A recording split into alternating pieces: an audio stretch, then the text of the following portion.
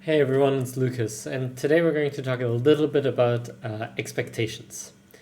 And the biggest part about this is, or the biggest lesson I want to impart on you today is accepting others for where they are rather than where you think they should be. Um, this has become a really big issue with most relationships today, be those romantic or companionships, friendships, family, etc. Is that we always expect people to behave a certain way. We expect people to be nice, we expect people to be smart, we expect people to be kind to others, and so on and so forth. Every one of us has these expectations that we give other people, as well as what their goals should be, how they behave, just everything, even how they feel. And a lot of that has to do with certain social stigmas, like people of a certain age should behave a certain way, people of a certain class should behave a certain way, people of a certain sex should behave a certain way, people of a certain ethnicity should behave a certain way. And it's all of these things that are still ingrained in us. That is this in German we say Schubladendenken, which basically means I guess drawer thinking, right? You open up a drawer, it has a certain label on, you put everyone in that drawer and you close it off. Like the drawer says nice people, and then okay, everybody that's in so and so many categories is nice, and that's just it. And it's kind of like the halo effect. It's summarizing people. It's trying to overall make more judgments about people with less information, summarizing them essentially. And while this is useful to some degree, right, this was useful definitely early on in our evolutionary stage to find out the people that may want to harm us, the ones that weren't part of our group, the ones that had ill intentions towards us. It's just not that useful now anymore, and it does a lot more harm than good. And here's why. So, when we have this kind of thinking, when we just try to generalize a person based on a few aspects about them, what happens is that we also start doing this to ourselves. Let's say, for instance, with age, right? People that are older should be wiser. Right? Makes sense, something that we all generally have at least heard about and to some degree agree with, because obviously they get more life experience, therefore they should be wiser come a certain age. But that's a stereotype, and that stereotype causes us to also judge ourselves for this. Not only when we see someone that's older and seemingly not that smart or not that wise, we feel like they did something wrong in their lives, but it's also that as we become older, and if we don't become wiser, we will judge ourselves harshly for this and value ourselves less. There will be less love to give to us from ourselves.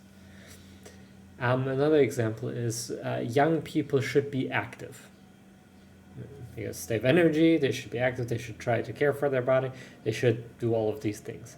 Maybe even smart people should be vegan, right? You can expand this to anything that you want to do, to any stereotype, to any thought that a person has. Or religious people should be, sorry, that's a bit my, religious people should be kind to one another, or it doesn't matter, right? Whatever thought you have or whatever thought is being pushed on you, the problem with this judgment is that you're judging yourself for this as well. Take for instance, people should be nice. Nice, or even more simple, being nice is good. Right? It's a general accepted rule, being nice is a good thing. But as long as we accept that of other people, we see, if someone's being mean, oh, they're not a good person. When someone's being nice, oh, they're a good person. And we judge the person based on the limited information that we see from them, the limited things that they do. The problem is then that every time we feel we're not being nice, we suddenly become a bad person. We judge ourselves for that. And because of that, we begin to love ourselves less, or rather, love is becoming conditional.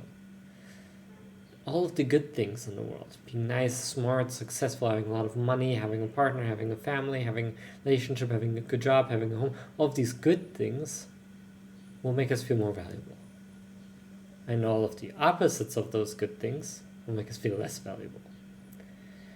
If there's anything that you judge badly or well, it means that you put it on a scale.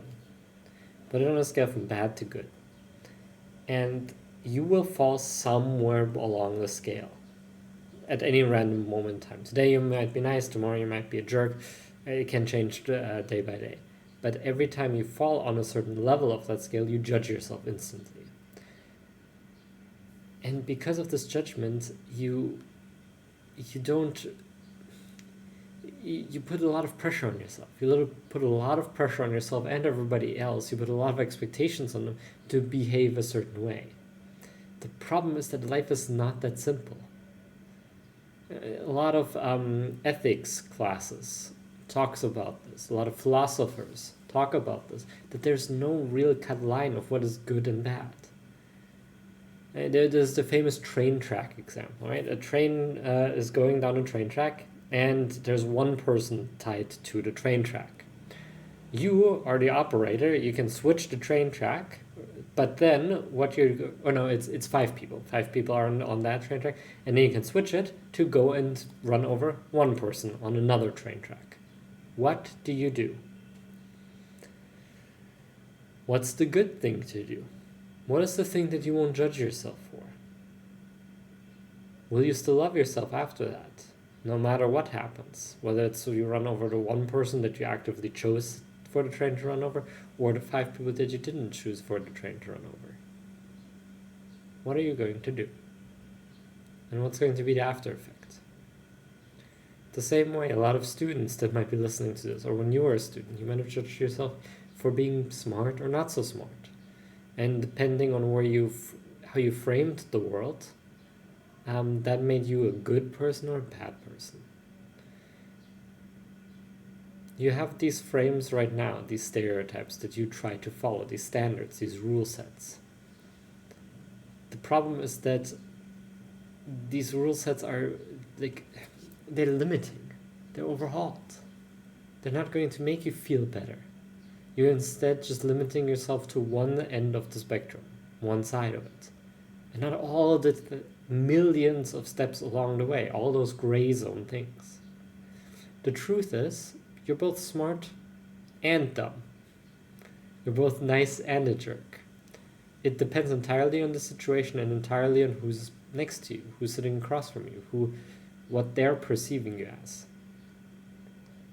If I take a lollipop from a friend and give it to another friend, one friend is going to view me as nice, the other one's going to view me as a jerk. Where does that leave me at? Should I feel good about that because I did something nice for someone else? Maybe they were really hungry. Or should I feel bad about it because I did something bad to someone else?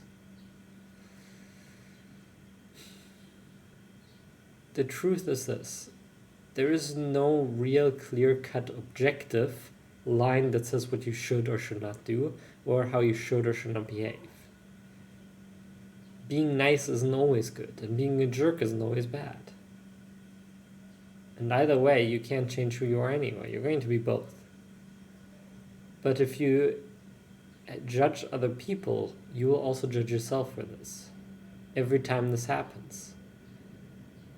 And this is what drives a lot of people to hate themselves. For example, a really big thing is laziness right now in this world. And people are lazy, and they view laziness as a bad thing. And because of that, every single time they do something that is not productive, they mentally beat themselves up. But you still need rest, right? There's still that gray zone in the middle where you just need a break sometimes. But if you refuse to be lazy, or if you have this ingrained as a bad thing, especially if your parents or your friends or in your past you've heard this over and over and over again, then you're never going to just accept this as something that you can do. Instead, what you're going to do is you're going to judge yourself endlessly for this.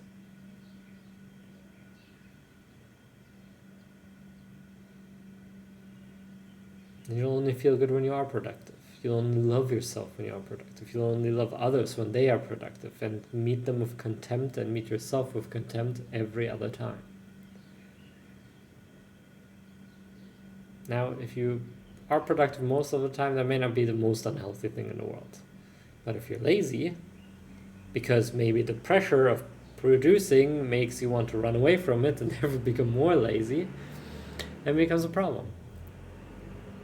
It becomes an issue whereby you don't fully accept yourself for where you are or who you are, nor do you other people. You expect something and they have to meet the certain standard, else they're not good enough and they're bad.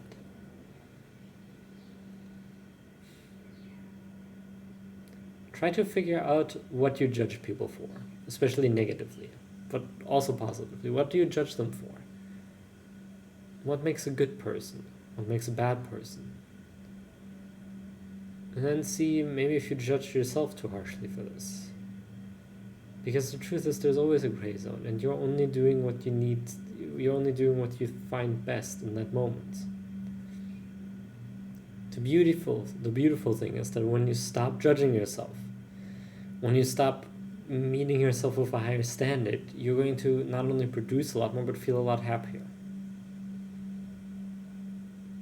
Perfectionism in any form, right? Being nice always, being always happy, being smart, being wise in old age, being energetic in age, whatever stupid standards you believe to be true, they're all just putting you in a cage.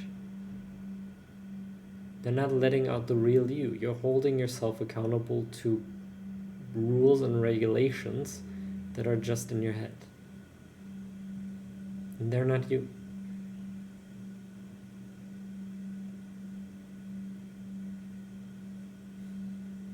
You don't have to be you don't have to be smart or attractive or even healthy or physically fit or wise or anything else to be happy.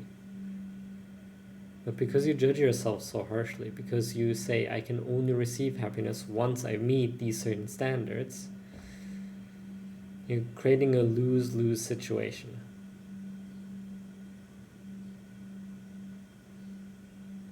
I hope this made sense.